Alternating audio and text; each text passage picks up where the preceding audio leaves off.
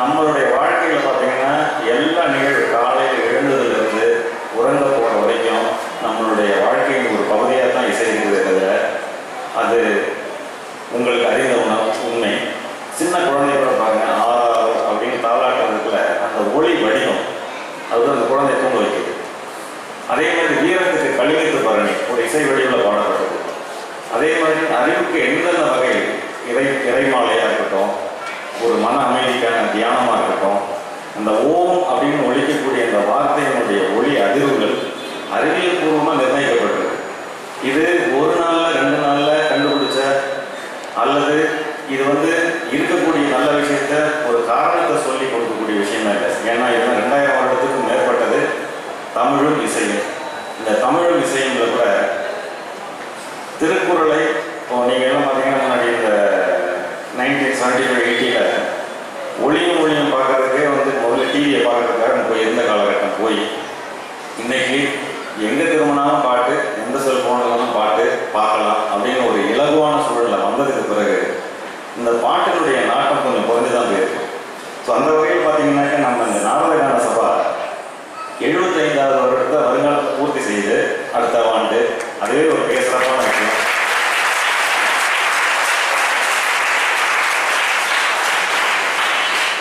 இந்த 75 ஆண்டு காலத்தில் மிக முக்கிய கொண்டாட்டு திரு ஜனார்தனன் ஐயா அவர் கட்டி காத்து சிறப்பாக கொண்டு சென்றிருக்கிறார். தந்தை கட்டினாக்க தனையன் 16 அடியில் 80 அடி பாயக்கூடிய நிலைமையில நல்ல முயற்சியோட இதை நான் குறிப்பிட ஒரே காரணம் தான். என்ன காரணம் கேட்டிங்கன்னா, அவங்க தந்தையார் இருந்த காலத்தில் அவங்களுடைய பொருளாளர் மற்றவங்களாம் இருக்காங்க. அவங்கள இசையில் ஆர்வம் உள்ளவங்க நிறைய பேர் இருந்தாங்க. அதனால் அவங்க தந்தையார் முயற்சி கொஞ்சம் எடுத்தாலும் அவங்களாம் சேர்ந்து இந்த இசை நிகழ்ச்சியை சிறப்பு பெருமைப்படுத்தக்கூடிய ஒரு வாய்ப்பு அவங்களுக்கு கிடைச்சிது. இப்போ சொல்லிட்டு இருக்க மாதிரி வாட்ஸ்அப் டெலிகிராம் காலத்தில் இந்த இசையின் அற்புதத்தை தனக்குன்னு ஒரு பாக்கியம் செஞ்சு அதை உணர்ந்து பார்க்கணுன்றவங்க வர்றாங்க. அந்த இசையை உணர்ந்தவங்க தொடர்ந்து அதை ஒரு சிறப்புமிக்க செயலாக கலைஞர்கள் செஞ்சுட்டு இருக்காங்க. இந்த சேலஞ்சிங் டைமில் இவ்வளோ பேரை கூட்டிகிட்டு வரணுன்ற காரணமும் இந்த காலகட்டத்தில் நிறைய பேர் இன்னும் தொடர்ந்து ஒரு சேரிட்டபிள் ஒர்க், ஒரு இந்த கலை வளர்ச்சிக்காக அவங்க நிறைய செஞ்சுட்டு இருக்காங்கன்றது நான் சொல்லணும்னா உங்களுக்கே தெரிஞ்ச விஷயம். மேலும் இந்த கலையரங்கத்தினுடைய ஒரு முக்கியமான விஷயம் நிறைய வளர்ச்சி பணிகளுக்காக, அதாவது லாப நோக்குடன் அல்லாமல் செயல்படக்கூடிய ஒரு அருமையான அரங்கம். அவங்க கிட்ட பேசிக்கிட்டு இருந்தது கூட சொன்னாங்க, மிகப்பெரிய ஸ்டால்வர் ஜாம்பவான்கள், இசை ஜாம்பவான்கள், வாய்ப்பாட்டாக இருக்கட்டும், மிருதங்கமாக இருக்கட்டும், வயலினாக இருக்கட்டும், எதுலேயுமே மிகப்பெரிய உச்சத்தை கண்ட பல ஜாம்பவான் இசைக்கலைஞர்கள் இந்த மேடையில் இதே இடத்துல இசைச்சிருக்காங்க.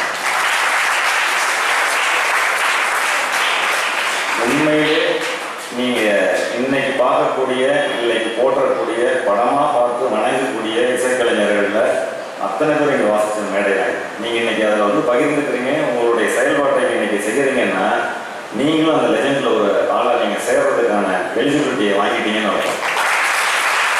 அதுக்கு மேலே கோர்ட்டு கேஸ் போட்டிருக்காங்கன்றதை நான் இங்கே தெரிவிச்சுக்கிறேன். கோர்ட்டு கேஸ் நீங்கள் அதுக்கு பிறகு கொடுக்கறதுக்கு ஏற்பாடு பண்ணேன். ஏன்னா இதெல்லாம் ஈஸியான வழி. அவங்க மேடையில் உட்கார வச்சுட்டு நீங்கள் கட்டி கொடுத்து தான் ஆகணும்னு சொன்னாங்க பார்த்தீங்களா, இன்னொன்று சொல்ல முடியாது இல்லைங்களா. அது நன்மையை பாராட்டுறேன்.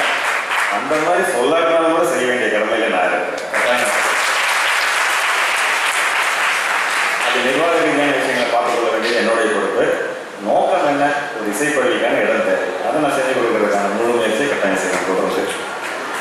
மேலும் உங்களை போல நானும் ரொம்ப ஆர்வமாக இருக்குது பேசுகிறத விட உங்களோட நிகழ்ச்சியை பார்க்கணுன்றதுக்காக. அதனால் இதில் இசையை பற்றியோ இசையினுடைய தன்மையை பற்றியோ சொல்கிறத விட உங்களுக்கு அறிந்த உண்மை, நான் ஸ்பெசிஃபிக்காக இன்னைக்கு பார்ட்டிசிபேட் பண்ண வந்த கலைஞர், வளரும் கலைஞர்கள், மாணவ மாணவியர்கள் தாண்டி யாரெல்லாம் எந்த விதத்துலையும் இந்த பள்ளிக்கு சம்மந்தம் இல்லாமல் இந்த நிகழ்ச்சியை பார்க்க வந்துருக்கீங்களோ அவங்களுக்கு நான் மிகப்பெரிய நன்றி சொல்லியிருக்கேன்.